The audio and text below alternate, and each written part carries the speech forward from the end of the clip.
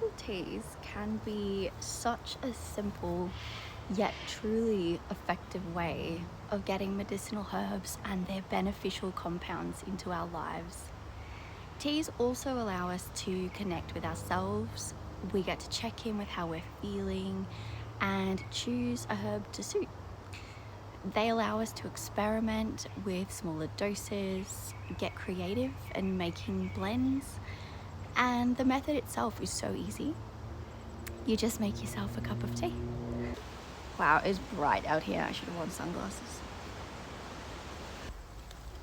I started exploring herbal teas while living in Bristol in the southwest of England.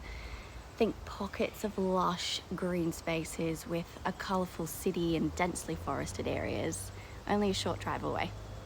I came across foraging there and it completely captured my curiosity. I walked through forests and local parks, studying and learning the names of every plant and mushroom I could find. And once I was confident in identifying some of these plants, I started making these wildcrafted herbs into medicinal teas. I started with nettle tea, which is known for its high iron content and for helping you build strength. It's also one of the easier herbs to identify and has quite a funny way of letting you know if you're correct. Now that I'm back here in Australia, I've been buying organically grown herbs and also trying my hand at growing my own plants for medicine making. I'm taking a break from foraging just to allow myself to sort of settle in and take the observer seat for a while, build my knowledge of foraging in this country, and just slow down a little bit.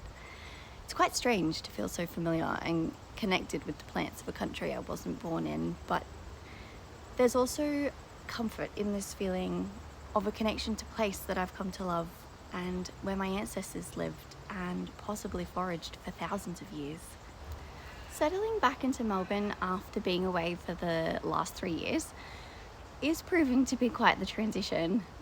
So I've been looking into herbs that might help reduce some anxiety and help with sleeping as well. The one that's grabbed my attention the most is Passionflower, or Passiflora incarnata. This plant has the most beautiful flower. It looks like some kind of alien with its wavy filaments and striking purple and white petals. In folklore, passionflower is known to be calming and to bring peace to the home.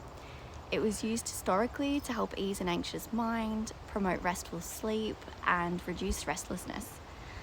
Passionflower is a nervine, meaning it has an affinity for the nervous system.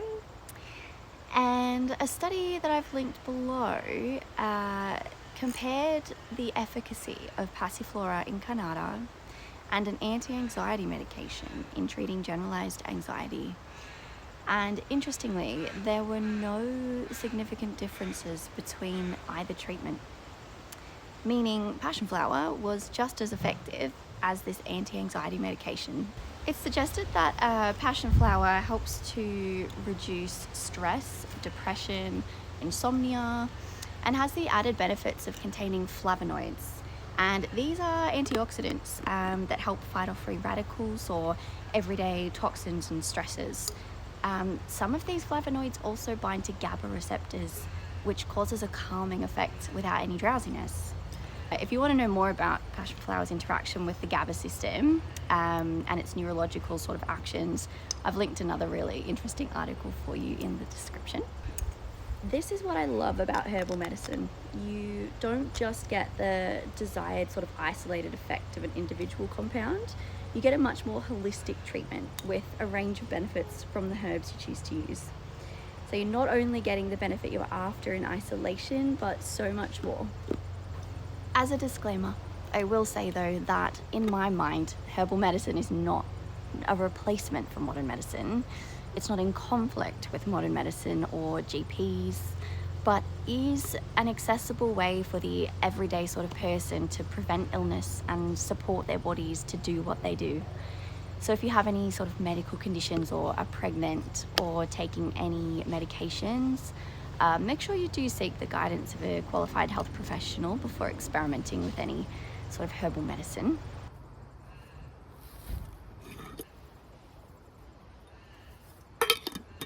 this. Oh my god, I just got herbs in my eyebrows. This is my sleepy tea mix. So I've got passionflower, chamomile, and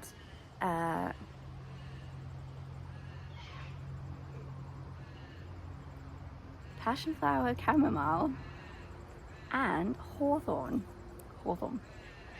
So super relaxing, stress reducing, calming, tastes lovely, and I feel like even just the act of making a herbal tea has its own sort of stress relieving properties. So yeah, it's a good one. As my passion flower at home includes the leaves and the flower of the plant, I make an infusion by simply steeping 1 to 2 teaspoons of the dried herb in boiled water for 20 minutes. In general, with herbal teas made from anything harder like bark or roots or berries, they should be simmered on the stove for at least 20 minutes. But then that's it. You've made yourself a natural medicine. I find that passionflower tea starts to take effect within about 15 minutes for me.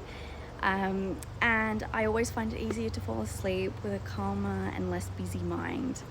Herbalism has opened my eyes to an abundance of natural medicine we have access to all over the world, including in our own backyards. We can cultivate it, forage it, or buy it from sustainable or local growers. We get to build a sense of agency over our own bodies and our health using preventative and more holistic medicines to, again, help our bodies do what they do. I feel so grateful to have been introduced to herbalism, and I hope that along this journey we can all learn how to help ourselves become more healthy, happier and kinder people. Thanks for watching. I'll see you soon.